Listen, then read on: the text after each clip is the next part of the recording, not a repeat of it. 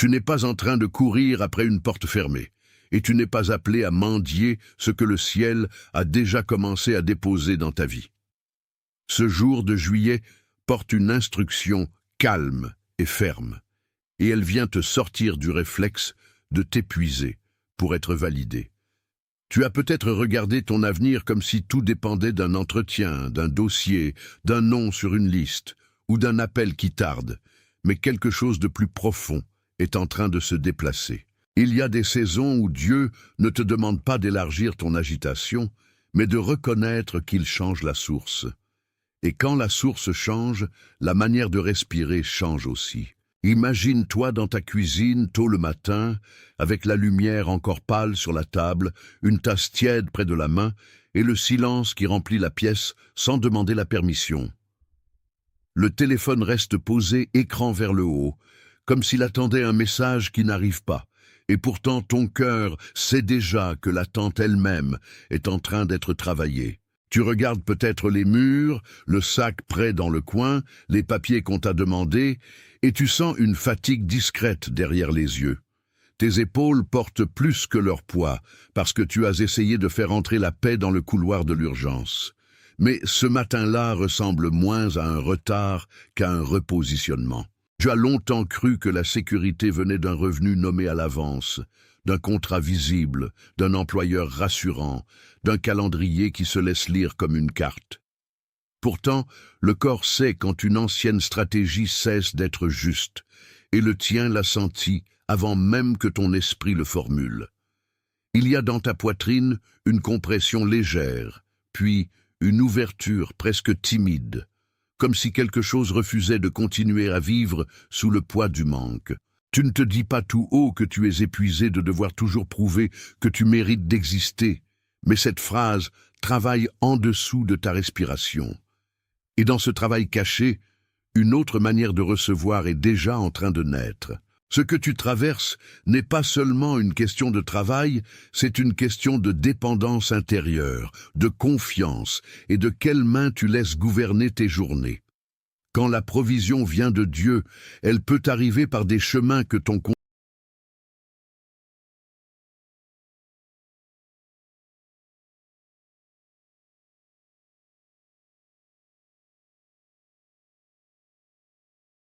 Attention, vous devez vous préparer maintenant.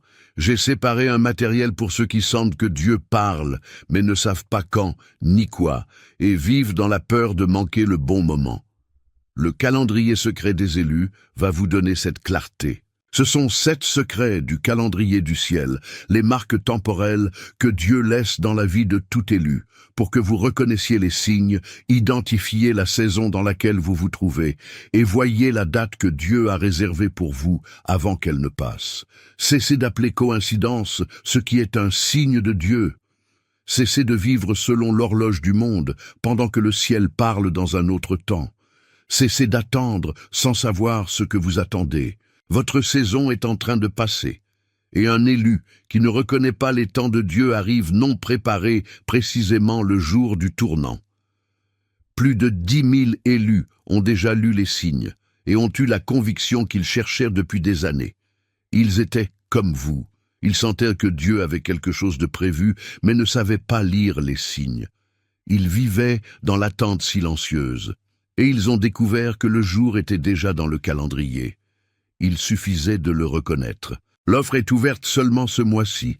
Accédez au lien dans le commentaire épinglé maintenant, avant qu'une autre saison de votre faveur ne passe sans que vous vous en rendiez compte. Le contrôle n'aurait jamais choisi, et cela déroute l'ancienne logique du mérite. Tu as peut-être appelé réalité ce qui n'était qu'une habitude de peur, et prudence ce qui n'était qu'une méfiance usée. Mais il existe une différence entre préparer ton pas et t'adorner toi-même par l'inquiétude.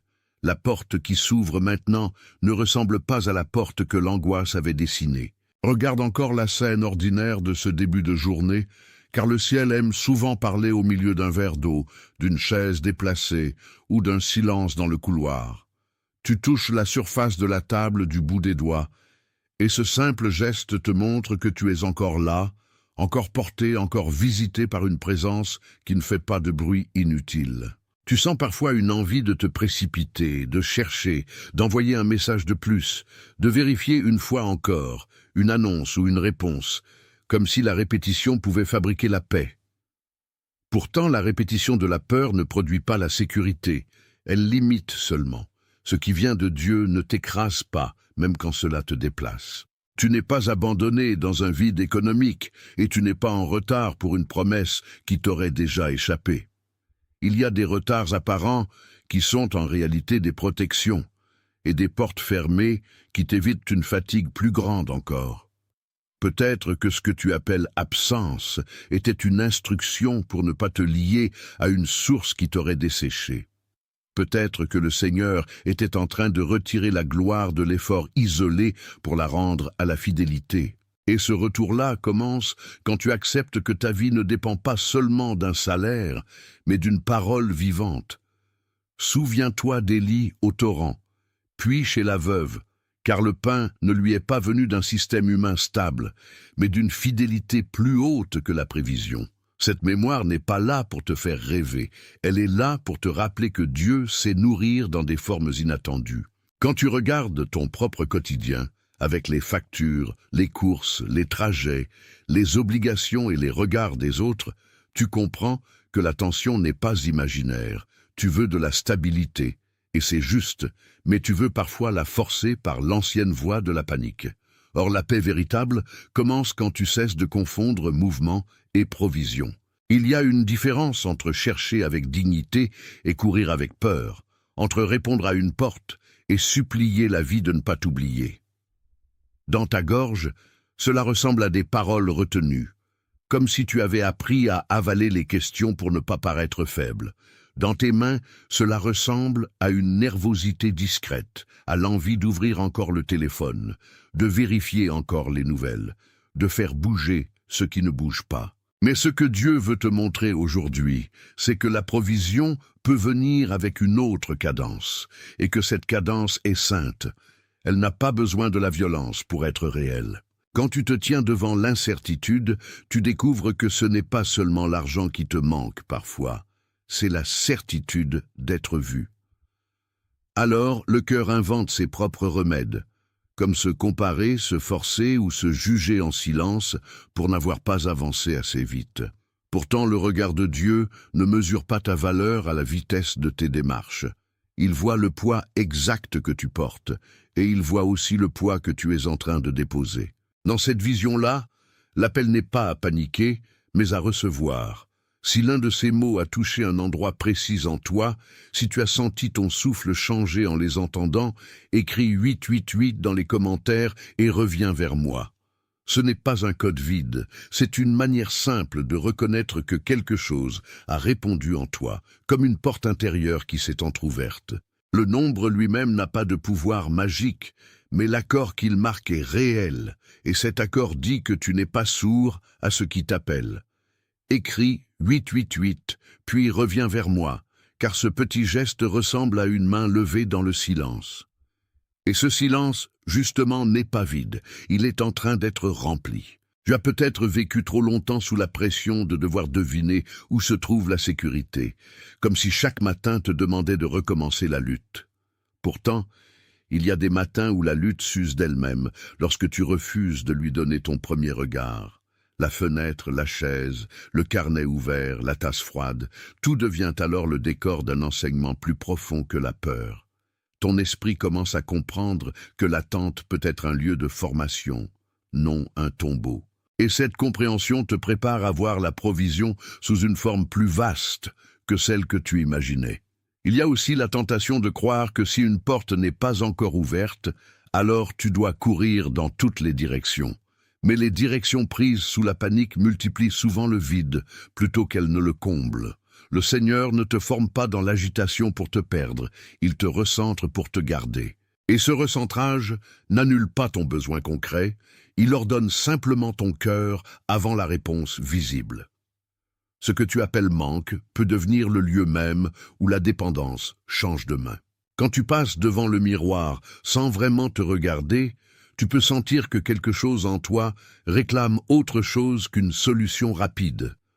Tu veux une paix qui tienne quand les chiffres sont serrés, quand le courrier s'accumule, quand les jours n'ont rien d'extraordinaire. Tu veux une stabilité qui ne s'effondre pas dès qu'un détail change. C'est là que la provision divine commence à prendre sa vraie couleur, parce qu'elle ne se limite pas à l'abondance visible, elle inclut aussi la fermeté intérieure. Et cette fermeté-là est une richesse que personne ne peut enlever. Le vieux récit te disait que ta sécurité devait naître d'abord d'un statut, d'un contact, d'une signature, d'un alignement extérieur. Le récit qui se révèle maintenant dit que tu peux être soutenu avant même de comprendre comment tout se mettra en place. Ce n'est pas une invitation à l'inaction, c'est une invitation à sortir de l'adoration du contrôle. Tu peux agir sans t'effondrer, chercher sans te dissoudre, attendre sans te trahir. Et cette nuance change tout, parce qu'elle transforme la peur en discernement. Il y a des heures où l'on marche dans la maison comme dans un petit désert, avec la lumière trop blanche, la radio éteinte, et le bruit du voisinage qui semble très loin. C'est souvent là que les pensées les plus dures essaient de s'installer, en disant que tu dois te sauver toi-même. Mais ton corps sait quand une parole est lourde de mensonges, et il réagit par un ralentissement, un soupir, une fatigue nouvelle. Ce ralentissement n'est pas une faiblesse, il peut être une première résistance. Tu ne t'écroules pas, tu te laisses enseigner. Ce que Dieu est en train de faire en toi ne ressemble pas toujours à une réponse immédiate, mais cela ressemble à une reconfiguration profonde. Tu apprends à distinguer le besoin réel de la peur qui se déguise en besoin, la sagesse de l'urgence, le pas juste du réflexe. Il est possible que certaines portes humaines restent fermées plus longtemps que tu ne l'espérais, et pourtant cela ne veut pas dire que le ciel est silencieux. Cela veut dire que ta vie est en train d'être délivrée d'une lecture trop petite. Et quand la lecture s'élargit, le cœur respire autrement. Tu n'es pas appelé à te mépriser parce que tu attends, et tu n'es pas appelé à te précipiter pour prouver que tu as foi. La vraie foi ne frappe pas le sol pour se faire entendre, elle se tient droite dans le calme. Elle sait que ce qui est donné par Dieu n'a pas besoin d'être arraché. Elle sait aussi que l'ancienne identité de manque essaiera de revenir avec ses habitudes de tension. Mais tu peux la reconnaître sans lui obéir. Laisse maintenant l'image de l'eau rester avec toi, car elle va continuer à parler dans les paragraphes qui viennent. Comme un puits qui ne se tarit pas au premier regard inquiet. La provision de Dieu est en train de se dévoiler en profondeur. Tu n'as pas besoin de courir vers tout ce qui brille pour être nourri.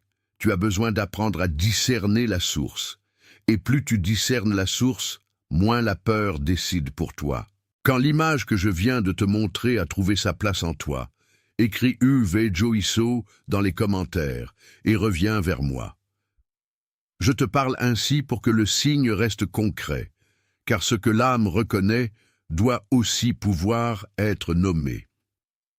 Écrire ces mots n'est pas une superstition, c'est une manière de laisser une trace de l'accord intérieur. Ce que tu reconnais devient plus clair quand tu le poses devant toi. Écris UV Joisu, puis reviens vers moi et laisse cette reconnaissance rester ouverte. Il y a une sagesse qui grandit dans les gestes simples, dans le fait de ranger doucement la table, d'ouvrir le carnet sans trembler, de laisser la lumière tomber sur la page sans exiger qu'elle résolve tout. Tu commences à comprendre que la provision divine peut passer par un entretien, par une rencontre, par une idée, par une aide inattendue ou par une patience qui te sauve d'un mauvais pas. Tu n'as pas besoin de deviner la forme exacte pour croire à la source, et tu n'as pas besoin de te briser pour montrer que tu es sérieux. La sérénité est parfois le premier signe que quelque chose de vrai a commencé. Le monde te demande souvent de te définir parce que tu produis, parce que tu gagnes, ou parce que tu peux montrer. Mais Dieu te regarde avant cela, et il voit ta place, ton rythme, ta fidélité, ta fatigue même. Il voit aussi les limites où tu as cessé de te protéger et commencé à te consumer. Alors il ne t'envoie pas seulement vers une solution, il t'éduque à recevoir sans honte.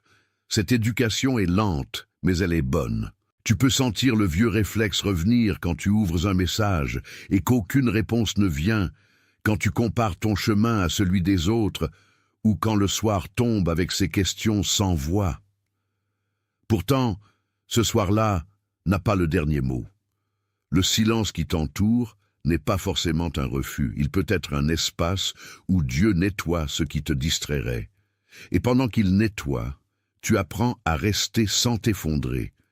C'est une autre forme de force, plus douce, plus stable, plus vraie. Dans les jours où l'angoisse parle fort, tu peux entendre une invitation à revenir à ce qui nourrit vraiment. Une prière simple avant de dormir, un moment de gratitude sans spectacle, une lecture humble, un geste de confiance concret. Tout cela devient un acte de résistance contre la peur. Tu n'as pas besoin de grandes démonstrations pour être guidé. Tu as besoin d'une attention fidèle, d'une écoute qui ne se moque pas des petites évidences. Et ce sont souvent les petites évidences qui ouvrent les grandes routes. Le puits dont je te parle n'est pas seulement un symbole, c'est une manière de voir les prochains jours. Tu ne regardes plus ton manque comme une condamnation.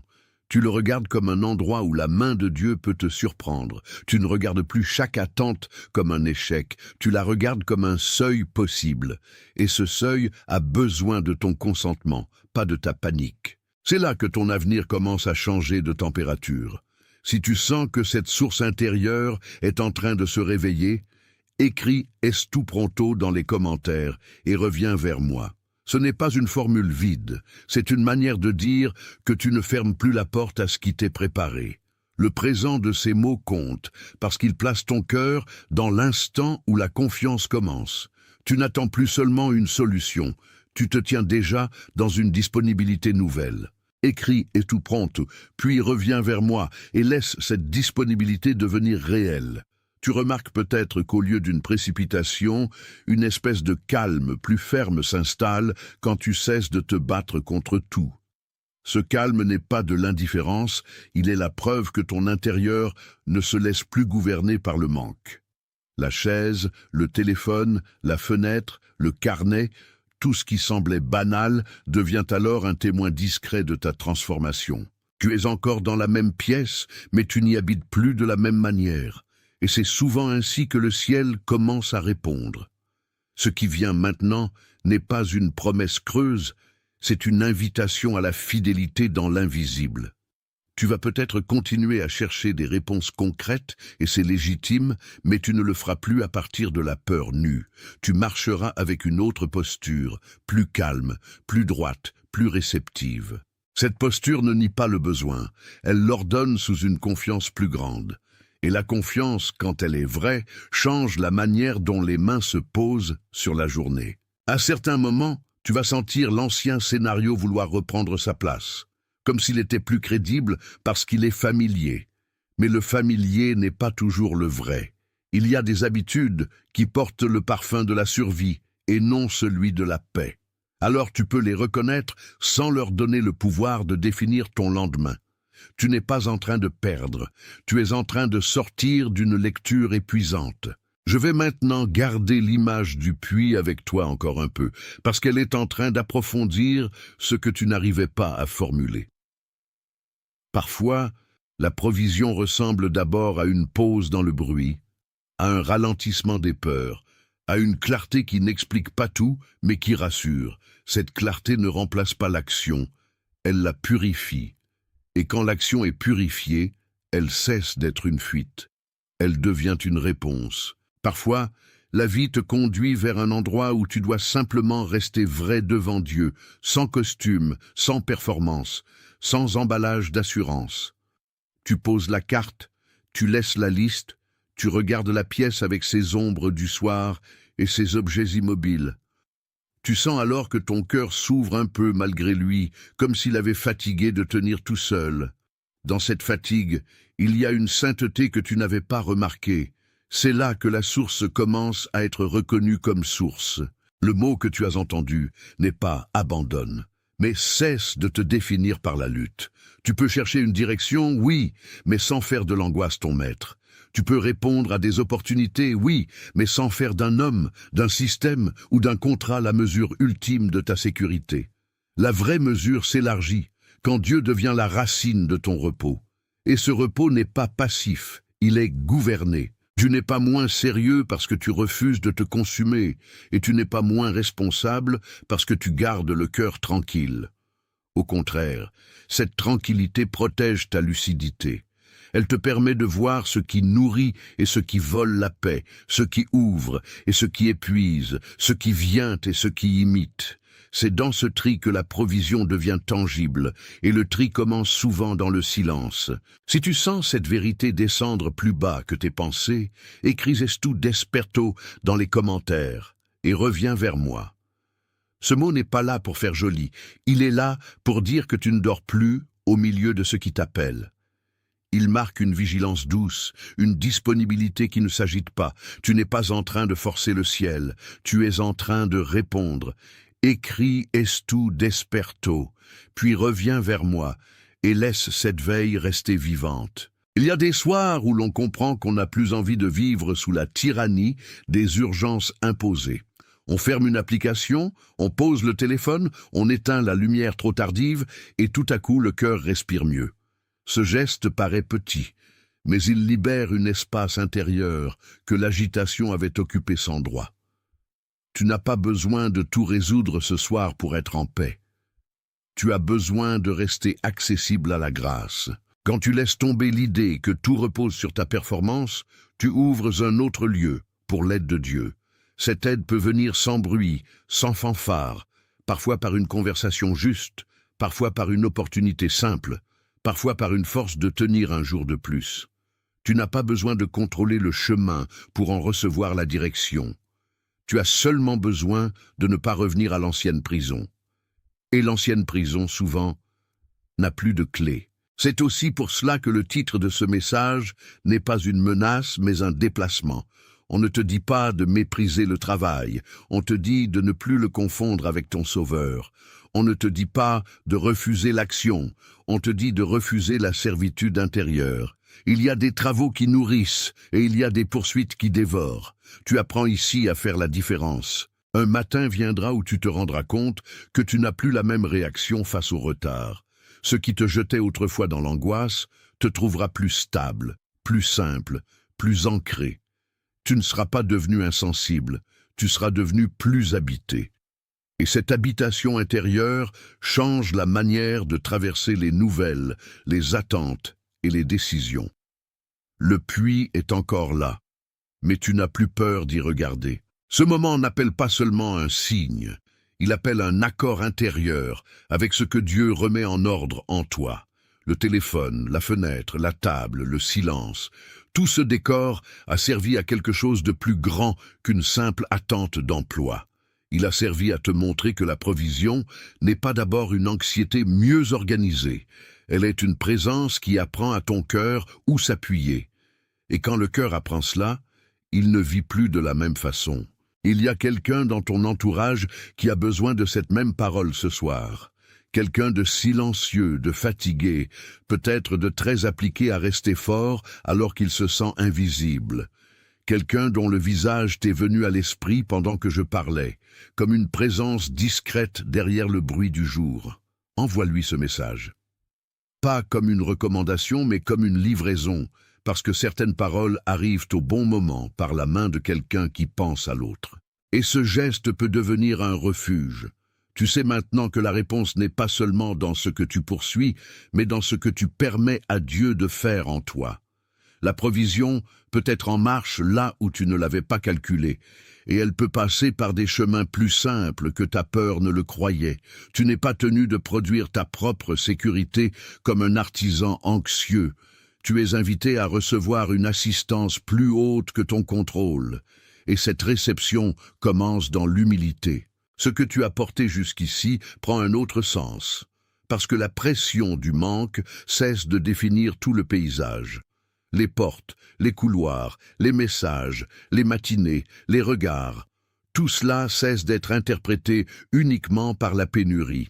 Tu vois encore les limites, mais elles ne sont plus le centre de l'histoire. Le centre maintenant, c'est la fidélité de Dieu au milieu de ton quotidien. Et cela change la couleur du jour. Je t'appelle maintenant à reconnaître ce qui s'est déjà aligné en toi. Tu n'es plus seulement en train de demander une issue, tu es en train de devenir quelqu'un qui sait attendre sans se dissoudre. Tu n'es plus seulement en train de chercher du travail, tu es en train d'apprendre à ne plus laisser le travail occuper la place de la source. C'est cette bascule qui rend ton pas plus juste, plus calme, plus stable, et cette stabilité est déjà une forme de provision. Avant que cela se referme, écris Us ou Escolido dans les commentaires. Ne l'écris pas comme un souhait, ne l'écris pas comme une performance, mais comme une confirmation de ce que tu reçois déjà en profondeur. Ce mot n'invente pas ton identité, il la reconnaît. Il dit que tu n'es pas en train d'être fabriqué par le manque, mais rappelé à ce qui est vrai.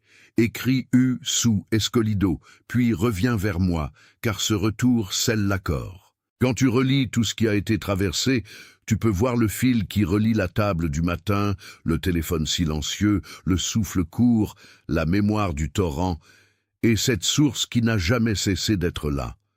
Ce n'était pas un message sur l'emploi seulement. C'était une délivrance de l'ancienne peur de dépendre de ce qui passe. Tu as été conduit du réflexe de courir à la posture de recevoir, du bruit intérieur à une confiance plus sobre. Ce passage n'est pas spectaculaire, mais il est réel. Et ce réel change la manière dont tu entres dans les jours à venir. Tu comprends maintenant pourquoi certaines portes ont résisté, pourquoi certaines réponses ont tardé, pourquoi certaines nuits ont été plus longues que prévu. Il y avait quelque chose à dépouiller, quelque chose à purifier, quelque chose à réordonner dans ta manière de t'appuyer. Ce n'était pas une punition, c'était une mise à part. Et cette mise à part te rend plus libre que le simple soulagement. La liberté authentique ne crie pas, elle demeure. Tu n'es pas tardif, tu n'es pas oublié, tu n'es pas en train de regarder passer la faveur sans la toucher. Tu es confirmé dans un chemin que la peur ne savait pas lire. Tu es rappelé à une source qui ne s'épuise pas quand les circonstances vacillent. Tu es en train d'être réconcilié avec une paix qui ne dépend pas de l'instant. Et cette paix devient plus forte que l'urgence. Partout en ce moment, d'autres cœurs reçoivent la même reconnaissance silencieuse, même s'ils ne l'expriment pas avec les mêmes mots. Tu fais partie d'un mouvement discret qui n'a pas besoin de se vanter pour être vrai. Il y a des vies qui se réaccordent, des mains qui se détendent, des nuits qui se calment, des chemins qui se clarifient. Ce n'est pas un spectacle, c'est une œuvre. Et cette œuvre continue même quand la pièce reste silencieuse. Tu peux marcher plus doucement maintenant, avec moins de bruit intérieur et plus de confiance simple. Tu peux ouvrir la journée sans lui demander d'être parfaite pour être bénie. Tu peux regarder le travail sans le confondre avec ton identité. Tu peux laisser Dieu être la source pendant que tu fais ta part avec droiture. Cette façon de vivre ne t'appauvrit pas, elle te rend entier. Tu es gardé, tu es souvenu. Tu n'es pas laissé à l'écart, tu es ramené vers ce que la peur n'a jamais pu détruire. Tu n'as pas besoin d'être plus dur pour être fort, ni plus pressé pour être fidèle. Tu peux rester là, dans la paix qui apprend ton nom, et dans la confiance qui ordonne tes pas. Tu peux recevoir sans honte, avancer sans agitation, et attendre sans te perdre. Ce que Dieu ouvre ne demande pas ton désespoir pour exister. Autour de toi et en toi, quelque chose s'apaise comme une mer qui retrouve sa ligne après la tempête. Ce calme n'efface pas tes responsabilités, il leur redonne un centre juste. Tu n'es plus en train de fuir le vide, tu es en train de reconnaître la source qui le dépasse. Et dans cette reconnaissance, ton cœur retrouve sa place. Le puits demeure, la provision demeure, et la paix devient la manière de boire. Voilà pourquoi tu n'as pas besoin de courir vers la première solution par peur de manquer. Ce qui vient de Dieu peut être simple, clair et suffisant, même avant d'être spectaculaire. Tu apprends à honorer les chemins ordinaires sans les diviniser, et à recevoir les aides inattendues sans les mépriser. Ta vie n'est pas en train d'être réduite, elle est en train d'être redressée. Et ce redressement est une grâce. Tu es béni dans l'instant où tu laisses tomber le mensonge que tout dépend de toi. Tu es béni dans les heures calmes, comme dans les heures incertaines. Attention, vous devez vous préparer maintenant. J'ai séparé un matériel pour ceux qui sentent que Dieu parle, mais ne savent pas quand ni quoi, et vivent dans la peur de manquer le bon moment. Le calendrier secret des élus va vous donner cette clarté. Ce sont 7 secrets du calendrier du ciel, les marques temporelles que Dieu laisse dans la vie de tout élu, pour que vous reconnaissiez les signes, identifiez la saison dans laquelle vous vous trouvez, et voyez la date que Dieu a réservée pour vous avant qu'elle ne passe. Cessez d'appeler coïncidence ce qui est un signe de Dieu. Cessez de vivre selon l'horloge du monde, pendant que le ciel parle dans un autre temps. Cessez d'attendre sans savoir ce que vous attendez. Votre saison est en train de passer, et un élu qui ne reconnaît pas les temps de Dieu arrive non préparé précisément le jour du tournant. Plus de 10 000 élus ont déjà lu les signes et ont eu la conviction qu'ils cherchaient depuis des années. Ils étaient comme vous. Ils sentaient que Dieu avait quelque chose de prévu, mais ne savaient pas lire les signes. Ils vivaient dans l'attente silencieuse, et ils ont découvert que le jour était déjà dans le calendrier. Il suffisait de le reconnaître. L'offre est ouverte seulement ce mois-ci.